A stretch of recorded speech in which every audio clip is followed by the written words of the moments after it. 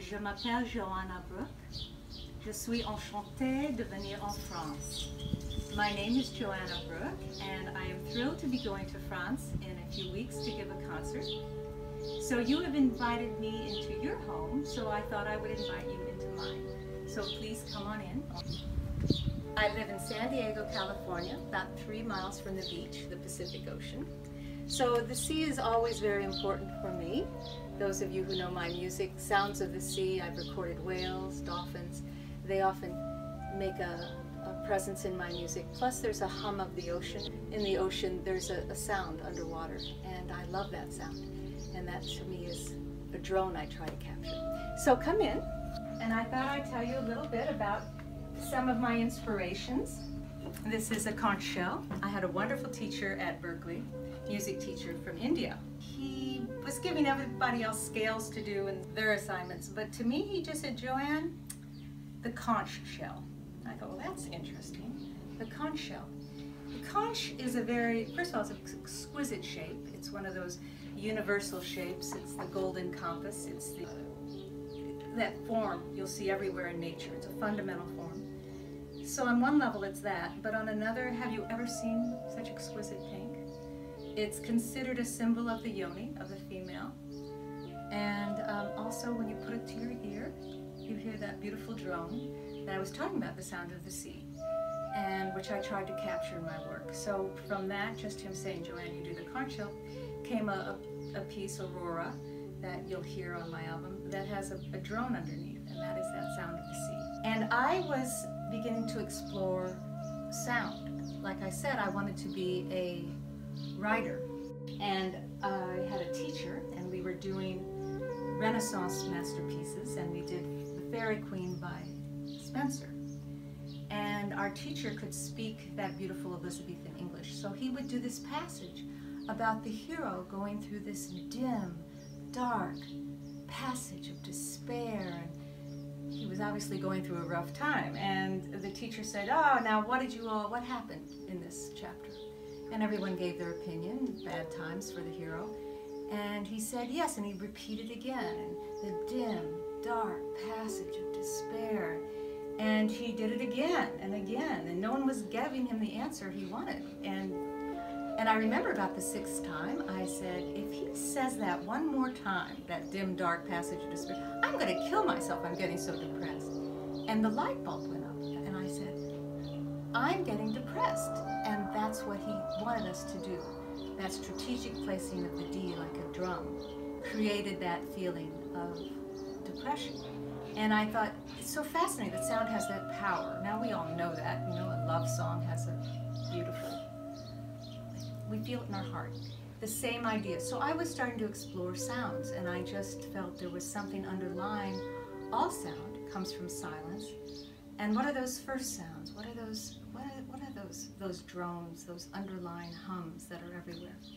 Well, now at Mills College, where I was studying, they had a pond outside the window and recording studio. And people almost didn't like to record there because inevitably the crickets and the frogs would get into the recording. But I went out and recorded them. And crickets and frogs, when you slow them down an octave or 2 or 3, sound like Tibetan monks.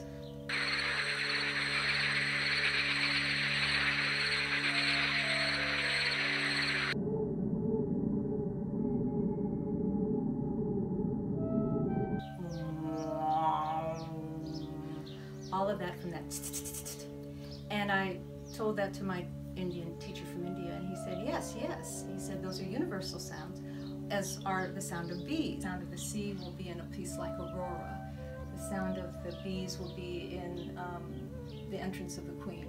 There's just a very underlying sound that I love to capture. Abstract, very improvisational. And then I would go in the studio and I would work it. And I didn't know really how to score, big time. And if I had a piano, I could maybe figure it out, or a synthesizer, of course. But I didn't have any of the piano or any of that equipment there, and I started hearing a lot of music. And I didn't know how to score it. So I just started drawing the shapes, and that's what this is. My room was filled with these scores of the shapes I was seeing. And later I came across Kandinsky. He saw something very similar. Walt Disney did it in the opening of Fantasia. He showed the music and the shapes. The number that opens our Fantasia program, the Toccata and Fugue, is music of this third kind, what we call absolute music. Even the title has no meaning beyond a description of the form of the music. What you will see on the screen is a picture of the various abstract images that might pass through your mind if you sat in a concert hall listening to this music. At first, you're more or less conscious of the orchestra. So our picture opens with a series of impressions of the conductor and the players. Then the music begins to suggest other things to your imagination. They might be, just masses of color, or there may be cloud forms, or great landscapes, or vague shadows, or geometrical objects floating in space. And very much the way I was hearing them as well. So that is how someone said, can you actually hear what you're playing? Sometimes I can look at this and remember what I was hearing, but it's really more just the joy of the abstraction. This is another painting by Chagall, which I love Chagall. Another piece, Lifting Off, that I have done is an experience of what they call in India Kundalini, or energy rising. And in this piece, I think Chagall captured it. You can see it's almost a duet, and she's flying, and there's love between them, and he's lifting off and she's flying. And so that piece, Lifting Off, is an experience of what I call Kundalini rising. And by the way, that's my dog Kiana, and she loves music, so she's very excited that we're started. She thinks we're going to play, so she's under the piano, all ready to go.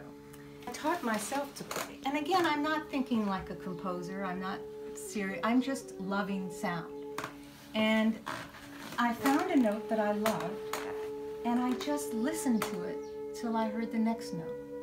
And that note was F sharp major. And I would just hear it and listen till I heard, with the sustain pedal down, you can begin to hear the overtones. You also hear a wave in that.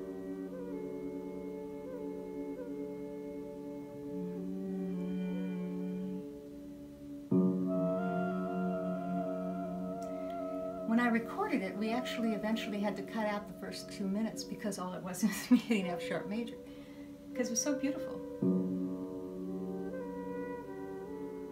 Just to hear a note, one note, one note. From one note, all notes can come.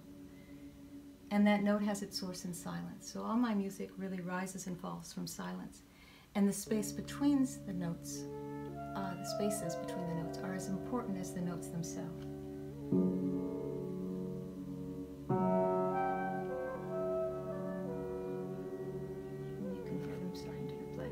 And that became one of my first recorded pieces, called Healing Music. So that gives you a little bit of my background about my music. Sometimes I call it dancing with the divine. I call it the space between, because I feel the space between notes is really where my music takes place a lot. And yet it all rises and falls from silence. So I'm looking forward to seeing you all in France, and enjoy the show. Au revoir.